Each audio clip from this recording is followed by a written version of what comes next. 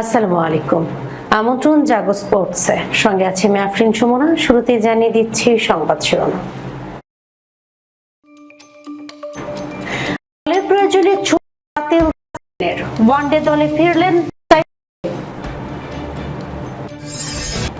Match জয়ের জন্য 50 যথেষ্ট নয় কেন বললেন তামিম।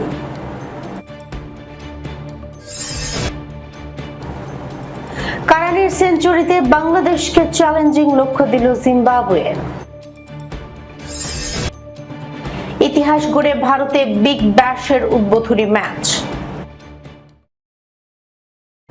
দর্শক শিরোনাম শুনছিলেন, এবার জানিয়ে দিচ্ছি বিস্তারিত। জিম্বাবুয়ের বিপক্ষে তৃতীয় ও শেষ ওয়ানডের আগে বাংলাদেশ দলে এসেছে পরিবর্তন। চোটের কারণে ছিটকে গেছেন পেসার মুস্তাফিজুর রহমান। তার বদলি হিসেবে দলে ডাক পেয়েছেন pace bowling allrounder Mohammad Saifuddin. একই সঙ্গে টি-20 সিরিজের জন্য মুস্তাফিজের পরিবর্তে স্কোয়াডে অন্তর্ভুক্ত করা হয়েছে তাসকিন আহমেদকে। দীর্ঘ প্রায় 5 বছর পর বাংলাদেশের ওয়ানডে দলে ফিরলেন সাইফুদ্দিন। সবশেষ তিনি 2021 সালের জুলাইয়ে জাতীয় দলের হয়ে ওয়ানডে ম্যাচ খেলেছিলেন। তবে তৃতীয় ওয়ানডেতে তার একাদশে সুযোগ হবে কিনা তা এখনো নিশ্চিত নয়। সম্প্রতি জাতীয় দলের টি-20 পরিকল্পনায় আসা যাওয়ার মধ্যেই ছিলেন সাইফুদ্দিন। এর মধ্যেই ওয়ানডে দলে ডাক পাওয়া তার জন্য নিঃসন্দেহে বড় সুযোগ। মূলত মুস্তাফিজুর রহমানের ইনজুরির কারণেই এই সুযোগ এসেছে তার সামনে। হ্যামস্ট্রিং এ চোট পাওয়ায় মুস্তাফিজ দ্বিতীয় ওয়ানডেতেও খেলতে পারেননি, আর একই কারণে তিনি শেষ ওয়ানডে ও পুরো টি-20 সিরিজ থেকেও ছিটকে গেছেন। বাংলাদেশ ক্রিকেট বোর্ড এক বিবৃতিতে জানিয়েছে, জিম্বাবুয়ের বিপক্ষে তৃতীয় ওয়ানডের জন্য মুস্তাফিজের পরিবর্তে সাইফুদ্দিনকে দলে নেওয়া হয়েছে। চোটের কারণে মুস্তাফিজ দেশে ফিরে পুনর্বাসন প্রক্রিয়া সম্পন্ন করবেন। অন্যদিকে টি-20 সিরিজের জন্য জাতীয় নির্বাচক প্যানেল তাসকিন আহমেদকে স্কোয়াডে অন্তর্ভুক্ত করেছে।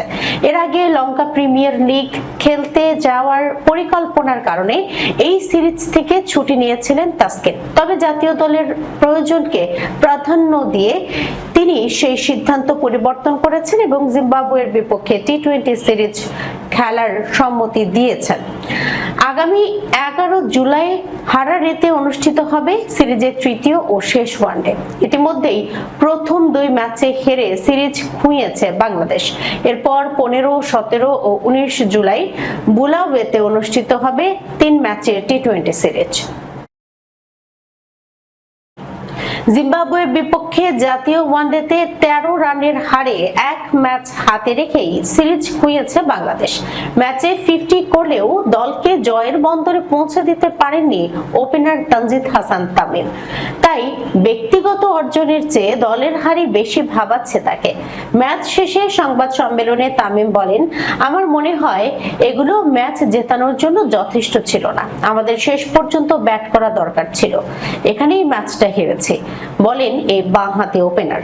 তামিম আরো বলেন, আমি আর হৃদয় যখন ব্যাট করছিলাম আমরা ভালোই এগোচ্ছিলাম।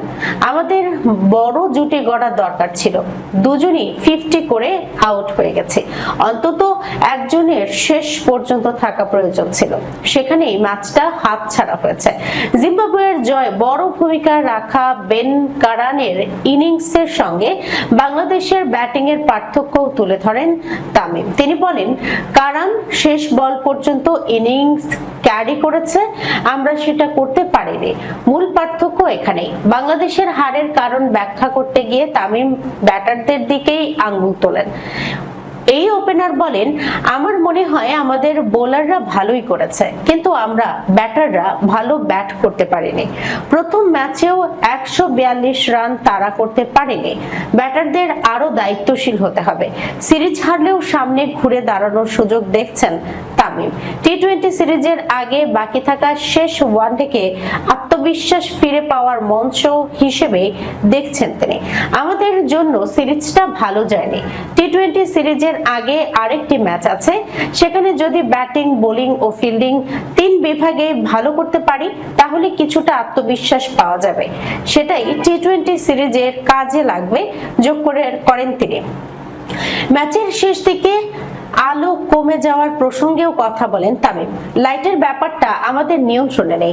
আন্তর্জাতিক ক্রিকেটে এসব পরিস্থিতির সঙ্গে মানিয়ে খেলতেই হয়। আম্পায়াররা সিদ্ধান্ত নিয়েছেন, এ নিয়ে আমি কোনো মন্তব্য করতে চাই না। দর্শক, এই ছিল এখনকার মতো জাগো ফুটবলে। যাবার আগে শিরোনামগুলো জানিয়ে দিচ্ছি আরো একবার। দলের প্রয়োজনে ছুটি বাতিল তাসকিনের, ওয়ানডে দলে ফিরলেন সাইফুদ্দিন। ম্যাচ জয়ের জন্য 50 যথেষ্ট নয় কেন বললেন তামিম।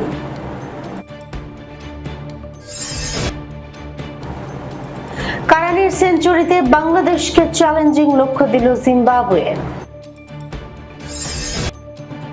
ইতিহাস গড়ে ভারতে বিগ ব্যাশের উদ্বোধনী ম্যাচ। এখনকার মতো এই পর্যন্তই। এতক্ষণ পর্যন্ত যারা সঙ্গে ছিলেন সবাইকে ধন্যবাদ। আল্লাহ হাফেজ।